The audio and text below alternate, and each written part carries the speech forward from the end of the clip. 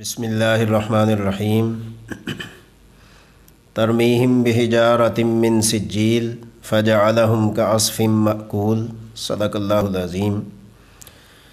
محترم سامعین، آج ہر مسلمان کے دل میں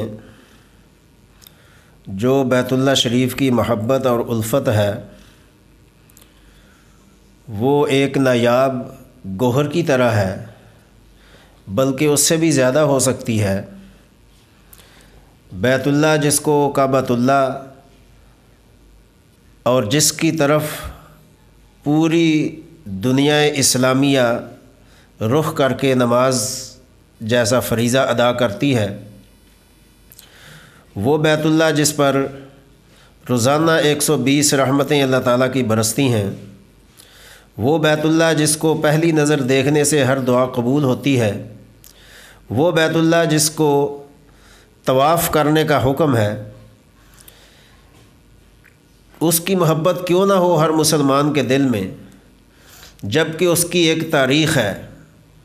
سیدنا آدم علیہ السلام سے لے کر حضرت محمد صلی اللہ علیہ وسلم تک، بلکہ قیامت تک اس کی ایک تاریخ ہے۔ اگر میں اس تاریخ میں جاؤں تو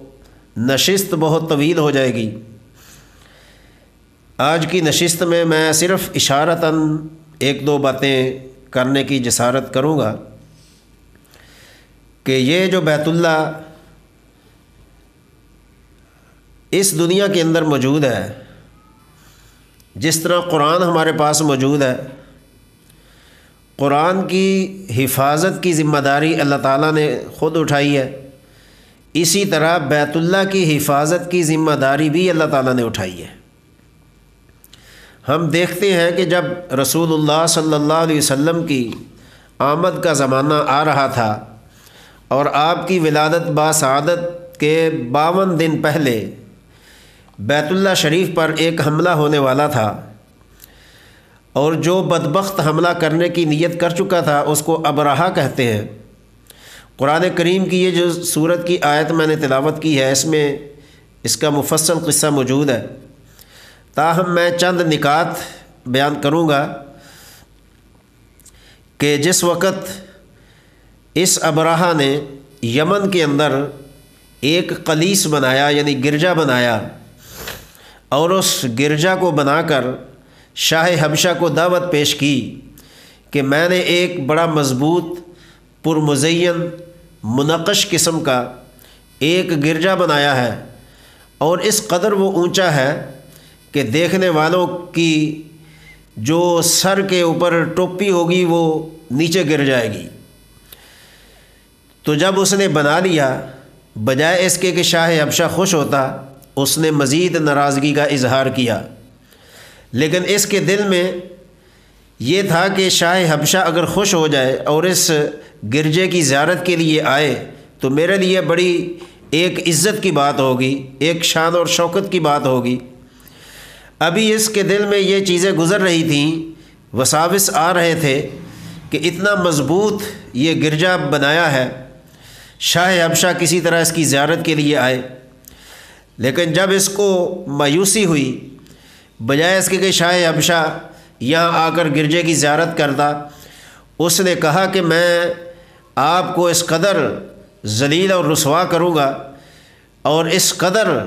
آپ کے اوپر میں اتنا ناراض ہوں گا کہ آپ کی پیشانی مجھے کاٹنا پڑے گی، یا گردن میں آپ کی کاٹ دوں گا، جس طریقے سے آپ نے مجھے ناراض کیا ہے۔ اسی اثناء میں وقت گزرتا گیا، جب قریش کو اور مکہ والوں کو اس چیز کا پتہ چلا کہ بیت اللہ کے مقابلے میں اس نے گرجا بنایا ہے، اور لوگوں میں منادی کی ہے کہ بجائے خانہ کعبہ کے طواف کرنے کے اس کا طواف کرنے آئیں، بجائے بیت اللہ کے حج کرنے کے اس کا حج کرنے کے لیے آئیں، تو قریش کو یہ بات بڑی ناگوار گزری۔ انہوں نے فیصلہ کیا کہ کسی طریقے سے اس کا کوئی حل کرنا چاہیے۔ بہرکیف وقت کے ساتھ ساتھ اس ابرہہ نے جو گرجا بنایا تھا اس کے اندر کسی نے قضائے حاجت کر دی، پیشاب کر دیا، ابن کثیر رحمۃ اللہ علیہ نے یہاں تک بھی لکھا ہے کہ کسی نے آگ لگا دی اس کو۔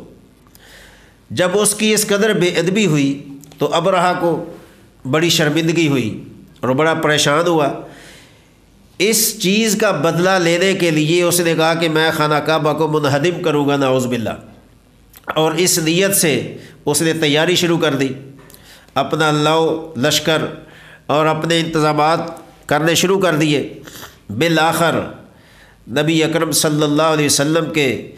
ولادت باسعادت کے 52 دن پہلے وہ مکہ کے قریب آ کر ایک جگہ اس نے پڑاؤ کر لیا اور اپنے ساتھ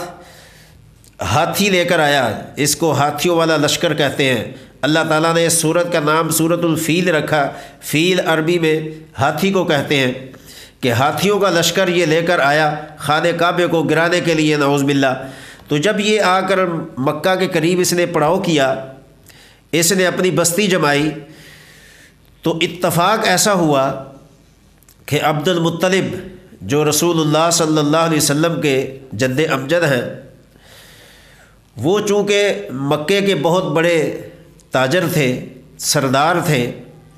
تو ان کے کچھ اونٹ گم ہو گئے تھے۔ تو جب اونٹ گم ہو گئے تو وہ اپنے اونٹوں کی تلاش میں تھے۔ عبد المطلب کے بارے میں آپ کو یہ سن کر حیرانگی ہوگی کہ کس قدر اللہ نے ان کو رعب، دبدبہ اور شان و شوکت اور اس قدر ان کا گویا کہ چہرے کا رنگ تھا کہ باروب شخصیت تھے، اور سردار بھی تھے، اور قد کاٹھ بھی تھا، اور مالی طور پر بھی بڑے مضبوط تھے۔ تو 200 اونٹ عبد المطلب کے گم ہو گئے تھے۔ تو حضرت عبد المطلب اپنے اونٹ تلاش کر رہے تھے، اتنے میں ابرہہ کا پیغام گیا کہ آپ کو ابرہہ بلا رہا ہے، جو ہمارا سردار ہے اور ہاتھیوں کا لشکر لے کر خانہ کعبہ کو گرانے کے لیے آیا۔ بہرکیف حضرت عبد المطلب گئے۔ جب اس نے عبد المطلب کو دیکھا، ان کی ہیبت کو دیکھا، دبدبے کو دیکھا، رعب کو دیکھا، شان و شوکت کو دیکھا، اور ان کے جسم بسطۃ فی العلم کو دیکھا، تو وہ اپنے تخت سے نیچے اتر آیا۔ رسول اللہ صلی اللہ علیہ وسلم کے اس جد امجد کا استقبال کرنے کے لیے۔ تو جب نیچے اتر آیا، عبد المطلب کے ساتھ وہ بیٹھا، تو اس کا یہ اندازہ تھا کہ عبد المطلب مجھ سے کوئی معافی تلافی کرے گا یا میری منتیں ترلے کرے گا کہ خانہ کعبے پر چڑھائی نہ کرو، لیکن عبد المطلب نے اس کے متعلق کوئی بات نہ کی۔ تو جب نے کوئی بات نہ کی تو خود اس نے اب اس بات کو چھیڑا کہ بیت اللہ کی طرف میں حملہ کرنے کے لیے آیا ہوں، گرانے کے لیے آیا ہوں، منہدم کرنے کے لیے آیا ہوں۔ تو عبد المطلب نے فرمایا کہ دیکھ، میرے تو 200 اونٹ گم ہو گئے ہیں، مجھے تو اپنے اونٹ چاہیے، اور میں اپنے اونٹوں کی تلاش میں نکلا ہوں۔ تو میرے اونٹ اگر آپ کے پاس ہیں تو وہ اونٹ میرے واپس کیے جائیں۔ باقی رہی خانہ کعبے کی بات، جس کا گھر ہوتا ہے وہ اس کی حفاظت کرتا ہے۔ اگر کوئی میرا گھر ہے تو میں اپنے گھر کی حفاظت کروں گا، کسی کا گھر ہے تو وہ اپنے گھر کی حفاظت کرے گا۔ جہاں تک خانہ کعبے کی بات ہے، وہ اللہ کا گھر ہے اور اللہ نے اس کی حفاظت کرنی ہے، ہمیں اس سے کوئی سروکار نہیں۔ اب یہاں سوچنے کی بات ہے، ابرہہ نے کہا کہ یہ مکے کا سردار ہے، یہ وہاں کا ایک نمائندہ ہے، لیکن اس کو مکے کی فکر نہیں ہے، خانہ کعبے کی فکر نہیں ہے، اپنے اونٹوں کی فکر ہے۔ یہ کہہ کر عبد المطلب واپس آ گئے، اپنے اونٹ لیے، انہوں نے اونٹ لے کے واپس آ گئے۔ اور جب واپس آئے تو ان کے علم میں آ چکا تھا کہ اس طرح یہ مکے پر حملہ کرے گا۔ تو عبد المطلب نے سب سے پہلے چند لوگوں کو ساتھ لیا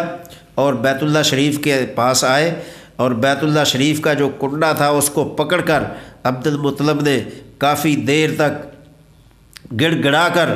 دعا مانگی اللہ کی بارگاہ میں کہ یا پروردگار، یہ کعبہ تیرا ہے، یہ گھر تیرا ہے، یہ بیت اللہ تیرا ہے، اور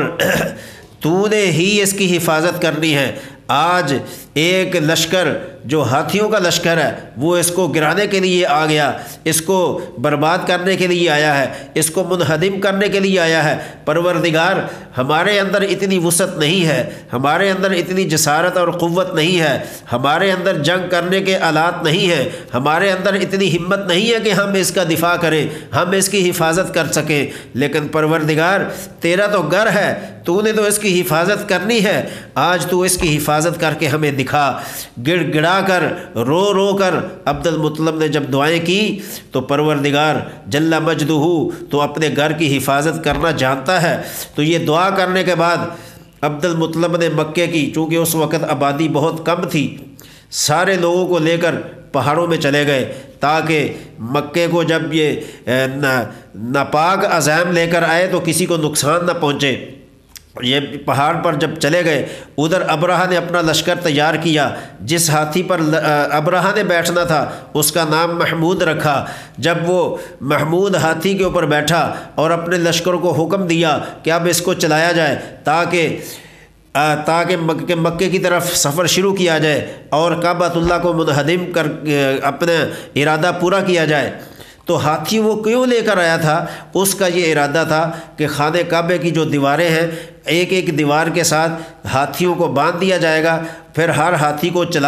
چلا دیں گے تاکہ دیواریں جو ہے ہاتھیوں کی مدد سے دیواریں گر جائیں اور مکہ بیت اللہ شریف جو ہے وہ ختم ہو جائے۔ تو یہ اس کے ناپاک عزائم تھے۔ جب انہوں نے ہاتھی کو اٹھانا چاہا تو ہاتھی اٹھتا نہیں، مارا اس کو، پٹائی کی، کسی طریقے سے بھی وہ نہیں اٹھنے لگا۔ اٹھے گا کیسے؟ اللہ کا حکم ہوگا تو اٹھے گا۔ بہرکیف اگر کسی اور طرف اس کو چلانے کی کوشش کرتے تو ہاتھی اٹھ جاتا، لیکن مکے کی طرف اگر اس کو چلاتے تو وہ بیٹھ جاتا۔ تو کافی دیر یہ سوچ و بچار کے بعد جب ان کو اندازہ ہو گیا کہ یہ ہاتھی نہیں اٹھنے لگا، ہاتھی کیسے اٹھتے؟ ہر چیز کی باغ ڈور اللہ کے قبضے میں ہے، ہر چیز کی نفسیات اللہ کی قدرت میں ہے، ہر چیز اللہ کے حکم سے چلتی ہے اور اٹھتی بیٹھتی ہے۔ ادھر اس کے ناپاک عزائم تھے بیت اللہ کے متعلق، ناپاک عزائم تھے اللہ کے گھر کو ختم کرنے کے متعلق، ناپاک عزائم تھے اللہ کے گھر کو ذلیل اور رسوا کرنے کے بارے میں۔ ادھر اللہ کا فیصلہ ہو چکا تھا، پروردگار نے سمندر کی طرف سے ایک ابابیل و پرندوں کا جھرمٹ بھیجا جن کے 2 پنجوں میں 2 کینکریاں تھیں، ایک ان کے منہ میں کینکر تھی۔ جب ان کو آتے ہوئے دیکھا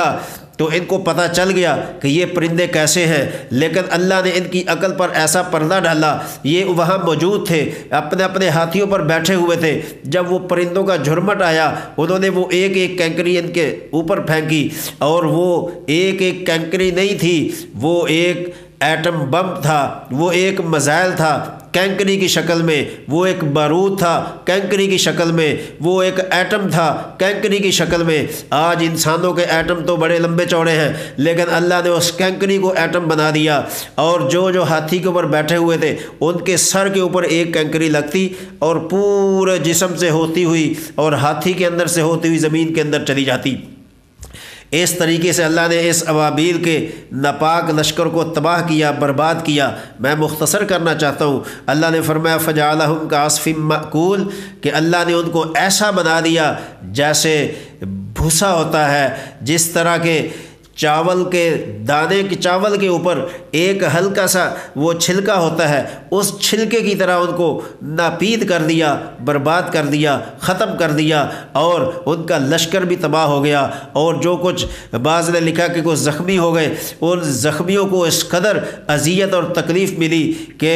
علماء لکھتے ہیں، ابن کثیر تفسیر میں لکھا ہے کہ وہ بھیک مانگتے مانگتے تباہ و برباد ہو گئے۔ یاد رکھو، جنہوں نے اللہ کے گھر کو تباہ کرنے کی کوشش کی تھی خود تباہ ہو گئے، جنہوں نے اللہ کے گھر کو برباد کرنے کی کوشش کی خود برباد ہو گئے۔ میں آج اس واقعہ کو بطور خاص پورے عالم کفر کے لیے یہ کہنا چاہتا ہوں کہ دیکھو اس وقت ابرہہ نے بیت اللہ کی طرف میلی آنکھ سے دیکھا، اللہ نے کیا انجام کیا۔ جو اس وقت خدا تھا آج بھی وہی خدا ہے، جو اس وقت رب تھا آج بھی وہی رب ہے، جو اس وقت اللہ تھا آج بھی وہی اللہ ہے۔ اگر کسی دنیا یہودیت یا نصرانیت نے بیت اللہ کی طرف میلی آنکھ سے دیکھا تو وہ اپنا انجام ان پرندوں کا جیسا یاد رکھے کہ اللہ کو تمہارے ایٹم بم بنانے کی ضرورت نہیں ہے، اللہ ایک پتھر کے اندر بھی بارود پیدا کر سکتا ہے، اور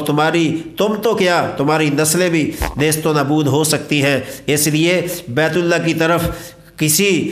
کبھی بھی غلطی سے بھی میلی آنکھ سے مت دیکھنا، اس لیے کہ اس کی حفاظت کا ذمہ پروردگار جل مجدہ نے لیا ہے۔ اس کی تعمیر حضرت خلیل اللہ علیہ السلام نے کی ہے، اور اس کی بنیادوں پر